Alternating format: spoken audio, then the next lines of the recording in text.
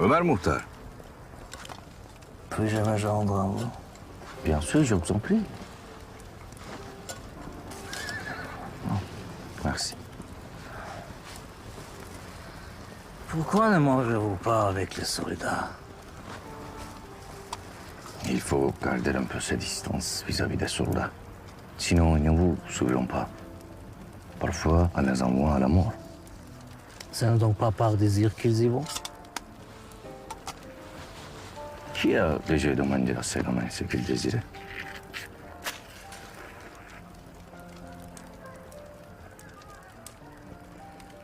Que les gens aiment leur propre désir n'est-il pas, comment disent-ils, une exaltation à l'européenne?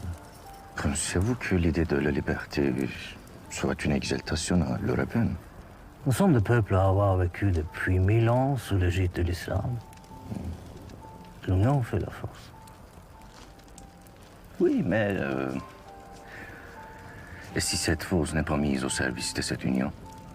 Si cette force devient un instrument au service des intérêts de certains? Dieu n'a-t-il pas commandé donner s'assujettir devant personne d'autre que lui? N'est-ce pas là une description de la liberté? Lorsqu'on regarde, on voit les étoiles. Les planètes sont plus nombreuses, mais on ne les voit pas. Dieu crée chacun à ses sujets brillants comme une étoile, pour que ces sujets aient besoin de personne d'autre que de lui. Mais certains n'arrivent pas à garder en haut la lumière. Ceux-là se pétrifient, se refroidissent. Que fait celui qui n'arrive pas à lui la lumière? Il s'accroche à celui qui a pu la garder en lui.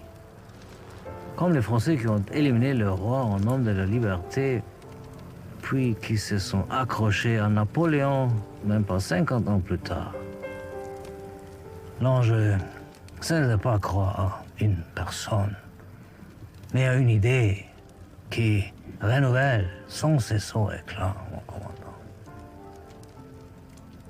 S'accrocher à des personnes est toujours plus facile que de s'accrocher à des idées. Sinon, Dieu n'aurait-il pas envoyé un livre plutôt qu'un prophète?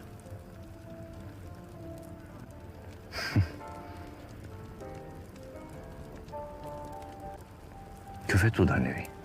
Je suis enseignant. Ça se voit.